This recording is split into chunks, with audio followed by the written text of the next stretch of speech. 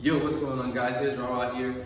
Thanks for tuning in again. I just have to take a week break, man, just to digest the amount of information that's been flooding on Reddit, flooding on YouTube from all the big YouTubers, Mr. Morris, King of Lightning, Raga Ace, O'Hara. I mean, man, and then on top of Reddit, the amount of Reddit users that's like piecing together all these oh man, it's a lot. It's a lot as far as Luffy, Nika, Joy Boy, Zunisha, Kaido. It is so much, but let me just try to wrap it all up, take it one step at a time, and let's break down this chapter and review it. So first off, before I even get into Luffy, because there's so much to cover with Luffy, Joy Boy, Nika, there's so much to cover there. Let's kind of baby step our way into this, because it's so much regarding Luffy, it's like a little too overwhelming as far as the amount of information, as far as the Devil Fruit Awakening. Is he Joy Boy? Is he possessed by Joy Boy? Is Joy Boy in the Devil Fruit? Is he reincarnation of Joy Boy? Is Destiny? There's so much going on with Luffy. Well, let's kind of like put that to the side. First for a second, let's address something. First and foremost, let's address this. Kaido, his name is Waido at this point, okay? At this point, his name is Waido. Replace the K, put a W. He's a walking W. I am loving Kaido completely. And I'm gonna tell you why. It's not just because how powerful he is, but his character design, both of them are amazing to me. But the main thing about me, why I love Kaido so much, especially after this, is how he has acted throughout this fight.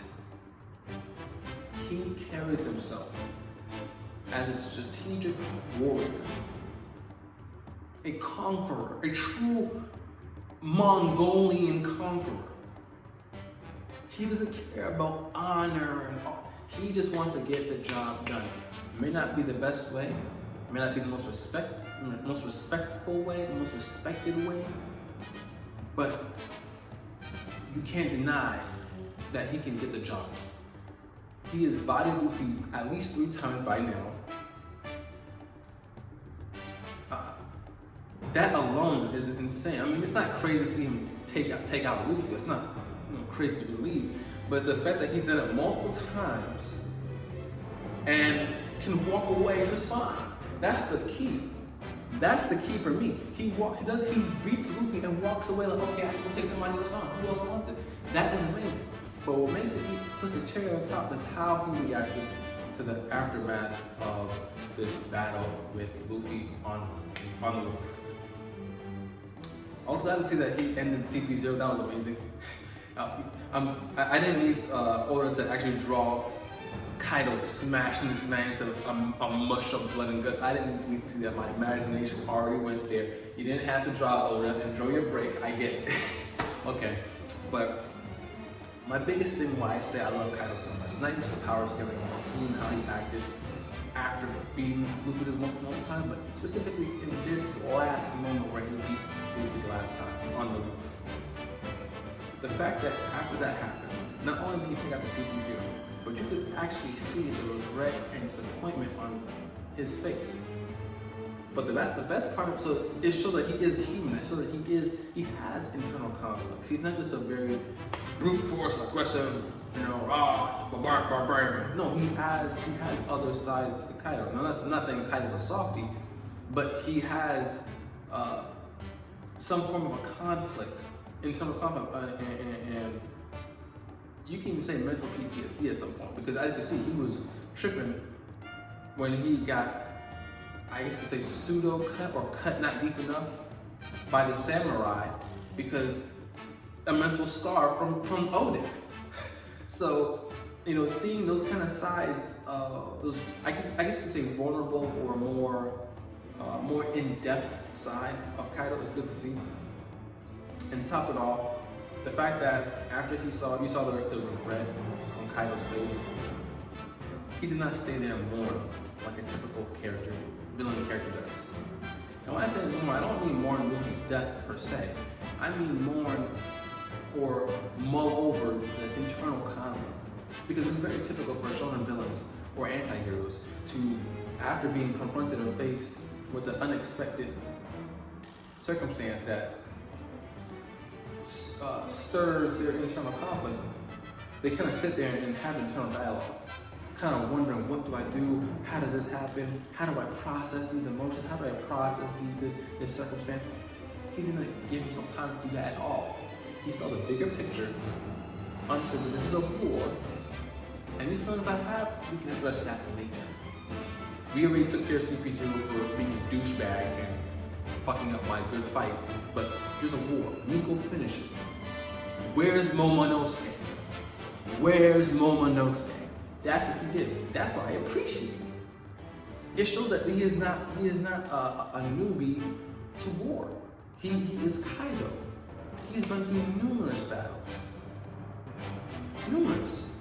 Countless. So to see how he reacted and took that leadership, led the war, led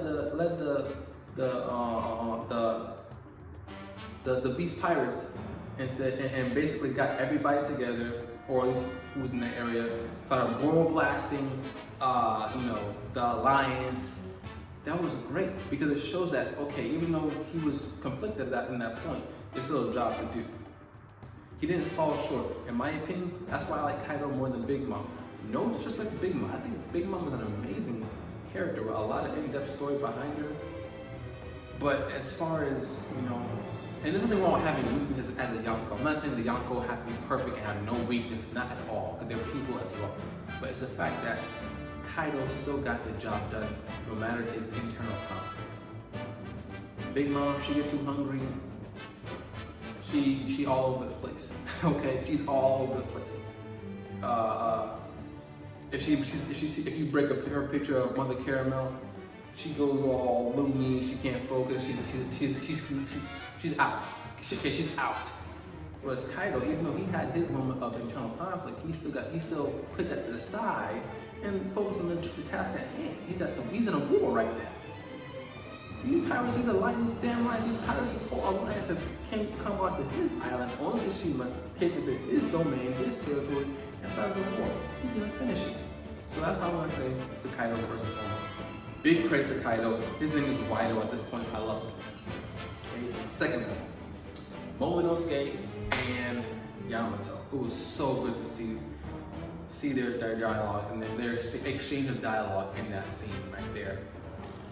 And I'm liking their interaction so much because I'm noticing they're having a connection between both of their coming of age stories. Because even though Yamato's much older and still technically mentally a child in a grown man's body, they're still having their own personal coming of age stories.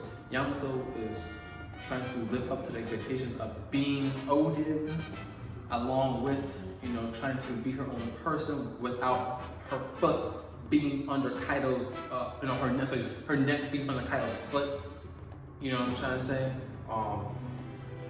She hasn't been able to live her life, or even,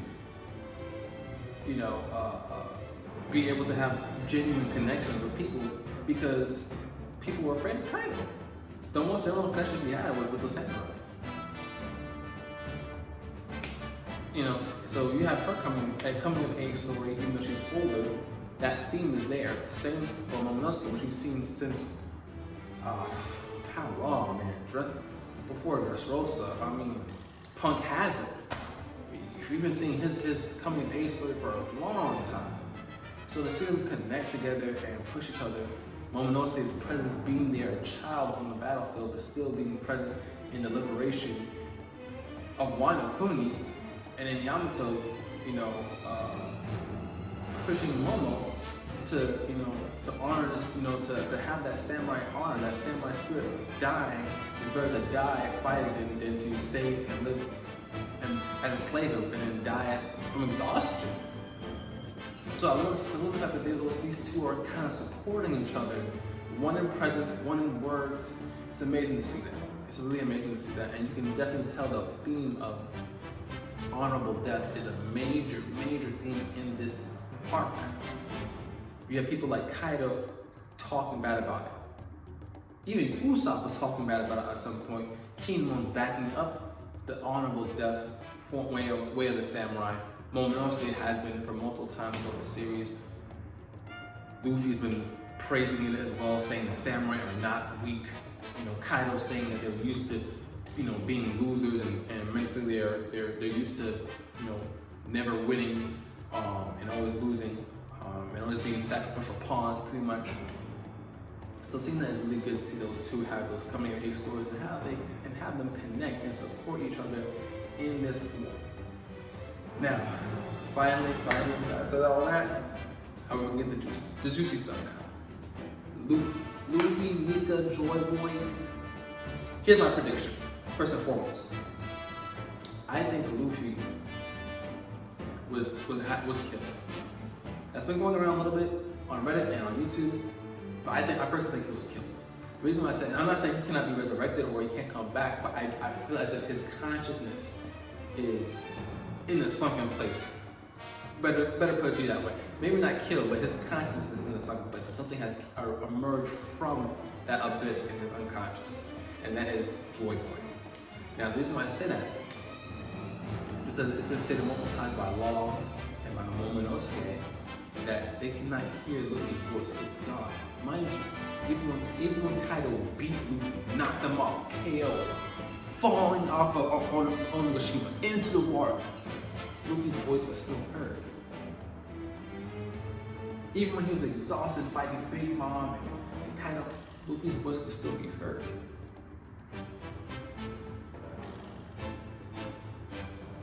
But then he can't be heard now all of a sudden, and then Joy Boy emerges, the Nika effects from the smile.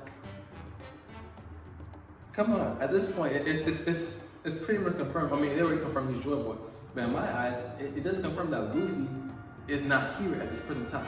Now, in what way would I say? Maybe he's being possessed by the spirit of Joy Boy. Maybe he's being influenced. It doesn't have to be possession, it could be simply influence. But that kind of goes against Luffy's character as far as being free-willed and being his own person. But you never know, because it may come with the devil fruit. Me personally, I don't believe that he's a reincarnation of Joy Boy. I don't believe he's a reincarnation of Go Roger. I believe Luffy is his own person who is just very inspired by free will, free-spiritedness. You know, I don't feel like he's a reincarnation of this person or this person. You know, I personally believe that Joy Boy came through the fruit. I feel like Joy Boy was somehow able to attach his spirit, his influence, or his spirit, or whatever you want to say, into the Gomu Gomu. I don't feel like it's because he's reincarnated. Luffy's reincarnated as Joy Boy. I don't think that is the case. Nothing wrong with that partially per se, but I personally feel like it's better for it to be simply in the part of the devil fruit. And Luffy was already this free-spirited, you know, maniac that we love, and him having the devil fruit me also has the spirit of Joy Boy. And on top of that, it also makes a lot more sense why the world government would want this fruit. It makes a lot more sense why they would change the name. Because if they know that, hey, Joy Boy's spirit is in this fruit, or, you know, even if it hasn't been awakened 800 years, aka awakening Joy Boy, the simple fact is they want this fruit that has the potential of awakening a major pain in the ass for the world government, a possible destruction of the world government. They want to keep that and keep it safe. Now, of course, the world government doesn't just sit underneath the devil fruit tree and wait for the Gomu to drop and they can take it. Obviously, it has to show up, pop up, and when it does, you know, they can have the CP0 go and get it, or, you know, have the Marines go and get it, however they see fit, and they can retrieve that and keep it guarded, just like how they keep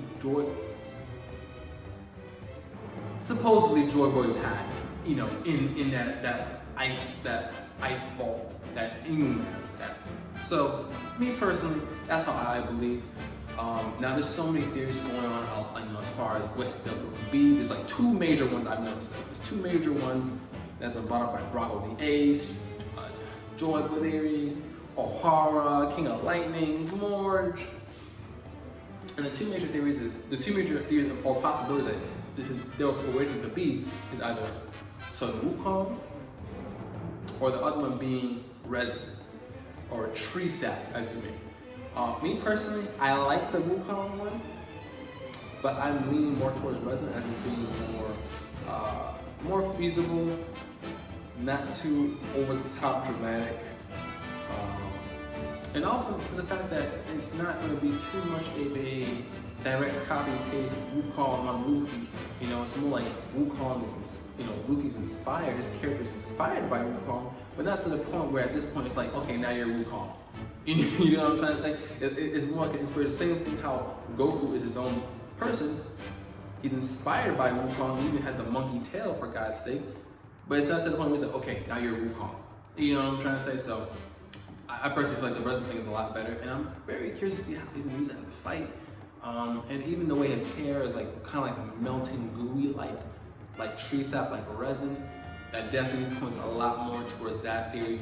Still cool to see if the other one will come true. The Sun Wukong, mythical zone, right? That'll be really interesting to see that actually happen. How Oda would implement that. But I think it's still cool to see the Resin. That's something that's really interesting. I want to see how he implements that with the Haki. And just the cool shit, I feel like I'm gonna see a Katakuri 2.0 almost. But with Luffy's own creative spin on it. I'm really excited. But yeah, there's so many theories out on Reddit right now. There's just so much happening. It's funny how like we had this entire week with Oda on break to just everybody just to dump their thoughts out and just come up with these theories without being too anticipated with next week's chapter, because whenever there's a chapter out and it drops, we're kind of anticipating next week's chapter. But now that we can't, because he's on break, now we just have all this time to really just think about what's happening, what is this becoming, and I'm loving it. I love the One Piece community so much. I think so many of the Reddit users, YouTubers are some amazing people, amazing community, honestly. So it's good to see everybody come together and just throw the theories out to see how we can piece together what the fuck is happening right now. So thanks for guys for watching. I'm gonna try and react to the next chapter again as well, because I just love putting my first thoughts, my initial gut reactions of what's happening out there. I might drop another video kind of detailing, going over some of the theories I've seen that are more valid as well. If there's any more that I see that I find, because like I said, there's a lot going on. Reddit is flooded right now. YouTube is flooded right now. You can Google it, YouTube it yourself, and you'll see tons of videos. So thanks guys for watching. I'll see you guys next time. Peace.